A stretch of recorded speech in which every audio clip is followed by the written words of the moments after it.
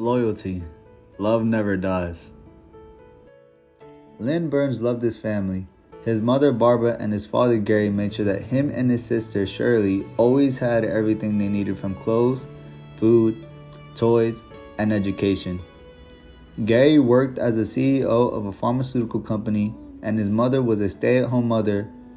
Both parents took time out to make sure they were a big part of their children's lives. Lynn was a very happy child as an 8th grader. He was smart in his classroom and picked up on everything his teacher taught him. Lynn excelled in math and would occasionally help his peers get a better understanding of the lessons the teacher prepared for them. Lynn also played soccer on the Kyoto soccer team and was very good at making friends. Shirley was very outgoing and was the pride of her 7th grade class. She would always help her teacher with classroom chores like cleaning the desk and passing out papers.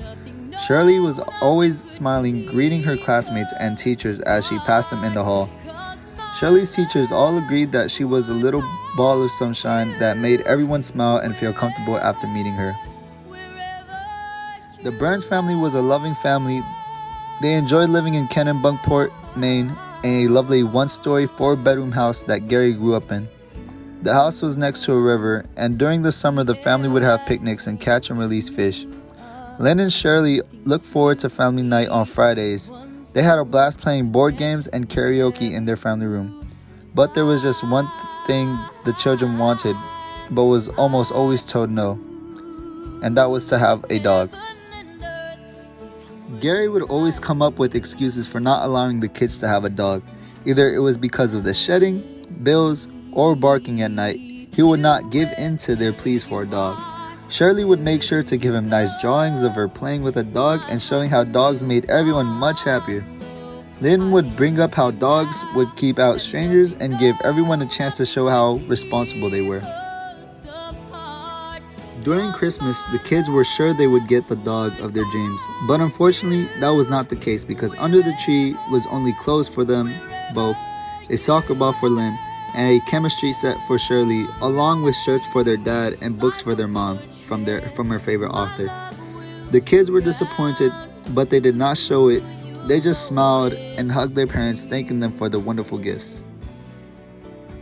After breakfast, the kids went out to kick around the soccer ball to each other when a group of their friends came over to talk about what they received for Christmas. Nathan Turner asked them if they wanted to play in the clearing near the lake, and after getting the okay from their parents, they were off and running to join up with the group. They were enjoying playing kickball when suddenly the ball rolled out onto the frozen lake.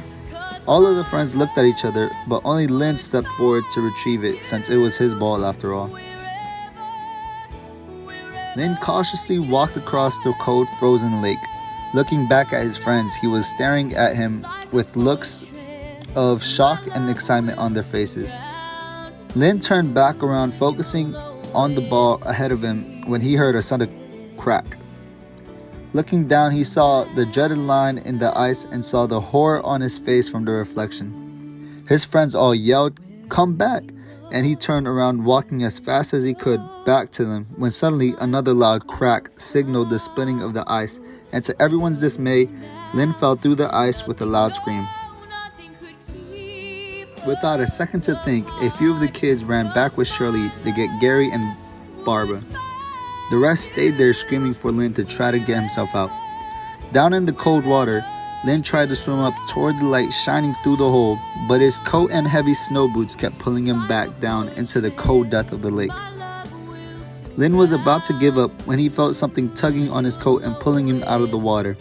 When he was able to, he helped his rescuer bring him out of the lake, and with exhaustion, Lynn laid back on the ice and felt warm licking on his frozen face. Lynn opened his eyes and saw a big brown dog that was licking his face. Looking at the collar that was shining around the dog's neck, he made out the words, "Lucky." Lynn sat up and gently stroked the dog's wet fur while listening to his friends cheering and yelling his name. Suddenly he heard his parents yelling for him, and he turned around to see his dad coming out on the ice and taking him by the hand to guide him back to the safety of the clearing. After getting inside, taking a warm bath, Lynn sat in front of the fire with a cup of hot chocolate, telling his parents about the dog that rescued him from his icy grave. Lynn described the dog as big and brown and told him how it helped him get out and how it licked his face almost as if he was relieved Lynn was safe. Gary had been told by the other kids about the dog, but when he and the others arrived at the frozen lake, all he saw was Lynn sitting on the ice facing the woods. Lynn told him the dog must have ran away to his owners because he was there until he heard his dad call his name, and when he looked up again, the dog was gone. Gary told him that if he could find the owners of the dog, he would make sure to reward them for teaching their dog to save lives. Lynn told his dad that should be easy since he knew the dog's name was Lucky, because he saw the tags hanging around his neck on a red collar.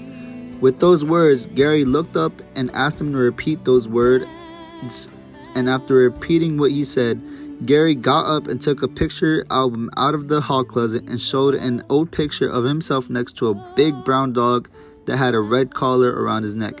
He showed Lynn the picture, and with a confused look on his face, Lynn said the dog at the lake was exactly like the one in the picture. It even had the same marking on his fur. Later that night, after tucking the kids into bed, Gary stood staring out his window into the darkness, thinking about what Lynn told him. He still felt the cold chills thinking about it. Barbara came into the room and hugged him from behind. They got into bed. Barbara laid her head on his chest. Raising her head, she looked him in the eyes and told him that maybe it was just a coincidence, and no matter what, they should be thankful for their son being safe. The next morning, the kids were sitting at breakfast with their mom when their dad walked in with a big blue box that had a huge pink bow on it. After telling the kids to open it, he winked at Barbara. The kids took the top off the box. Shirley squealed in delight when Lynn lifted the black puppy out of the box. They decided on the name Lovey because they would make sure the dog was loved. Later after that, Barbara took the puppy and the kids to the pet store for supplies. Gary went into the backyard and walked to the back of the gate. Kneeling down, he laid a dog treat on the ground and thanked Lucky for being there for him always. The next morning, the kids were sitting at breakfast with their mom when their dad walked in with a big blue box that had a huge pink bow on it. After telling the kids to open it, he winked at Barbara. The kids took the top off the box. Shirley squealed in delight when Lynn lifted the black puppy out of the box. They decided on the name Lovey because they would make sure the dog was loved. Later after that, Barbara took the puppy and the kids to the pet store for supplies. Gary went into the backyard and walked to the back of the gate. Kneeling down, he laid a dog treat on the ground and thanked Lucky for being there for him always.